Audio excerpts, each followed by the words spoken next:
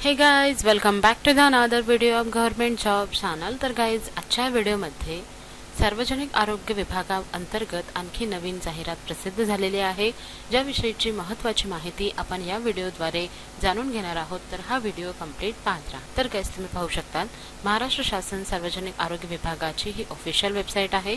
यावर नोकरी विषयक संधीमध्ये जर का तुम्ही क्लिक केलं तर तुमच्या समोर नवीन जे काही येणाऱ्या जाहिराती आहेत त्या प्रसिद्ध होणार आहेत। तर गाइज, त्यातीलच ही एक नवीन जाहिरात आहे, ज्यामध्ये राष्ट्रीय आरोग्य अभियानाअंतर्गत ही पदभरतीची जाहिरात प्रसिद्ध करण्यात आलेली आहे। ही जाहिरात जिल्हा एकात्मिक आरोग्य व कुटुंब कल्याण सोसायटी धुळे अंतर्गत प्रसिद्ध करण्यात आलेली आहे।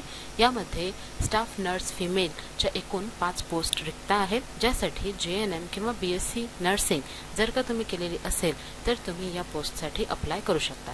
त्याच पद्धतीने स्टाफ नर्स मेल या पोस्टसाठी एकूण 1 जागा रिक्त आहेत आणि यासाठी सुद्धा JNM किंवा BSc नर्सिंग जर का तुम्ही केलेले असेल तर तुम्ही अप्लाय नक्कीच करू शकता। या दोन्ही पोस्टसाठी मंथली तुम्हाला 20,000 रुपीज पेमेंट जी आहे ती मिळणार आहे।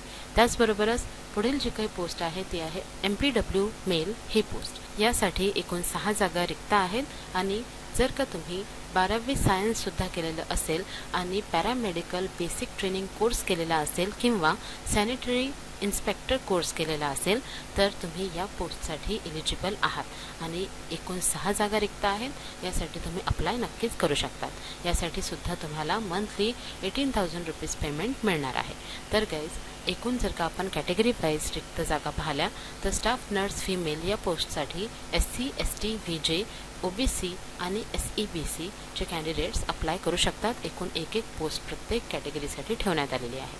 त्याच पद्धतीने स्टाफ नर्स मेल या पोस्टसाठी ओपनमधून 1 जागा रिक्त आहे आणि MPW मेल या पोस्टसाठी SC ST VJ OBC SEBC आणि EWS अशा विविध कॅटेगरीजमधून जागा रिक्त आहेत।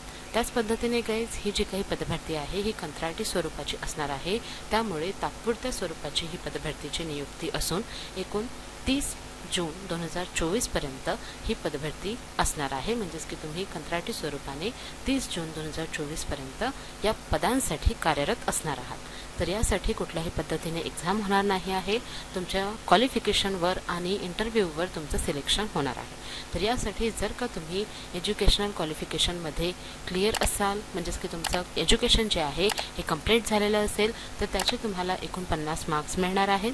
त्याच पद्धतीने ॲडिशनल क्वालिफिकेशन तुम्ही केलेलं असेल, आणखी काही जास्त तुमचं शिक्षण झालेलं असेल तर त्याचे सुद्धा तुम्हाला 20% मार्क्स मिळणार आहेत। म्हणजेच की 20 मार्क्स तुमच्या इंटरव्ह्यूमध्ये ॲड केले जाणार आहेत। त्याच पद्धतीने गव्हर्नमेंट, सेमी गव्हर्नमेंट किंवा NHM अशा विविध ठिकाणी जर का तुम्ही काम केलेलं असेल किंवा काम करण्याचा एक्सपिरियन्स तुमच्याकडे असेल तर तुम्ही त्याचे सुद्धा मार्क्स मिळवू शकतात। एका वर्षाचे 6 मार्क्स अशा पद्धतीने एकूण 30 मार्क्स जे आहेत हे मॅक्झिमम वाढू शकतात। म्हणजेच की जितके वर्ष तुम्ही काम केलेलं असेल तेवढ्या वर्षांचे 6 मार्क्स त्यामध्ये ॲड केले जातील आणि टोटल तुमचे इंटरव्ह्यूचे मार्क्स हे 100 मार्क्स होणार आहेत। तर अशा पद्धतीने जर का तुम्हाला या पदांसाठी अर्ज करायचा असेल तर तुमच्याकडे शैक्षणिक अर्हतेबाबतची प्रमाणपत्र असायला हवी, गुणपत्रिका असायला हवी, जातीचे प्रमाणपत्र असायला हवे, शाळा सोडल्याचा किंवा जन्मतारखेचा दाखला असायला हवा, पासपोर्ट आकाराचे 2 फोटो पाहिजेत आणि शासकीय अनुभव असलेले प्रमाणित केलेले अनुभव प्रमाणपत्र असायला हवे।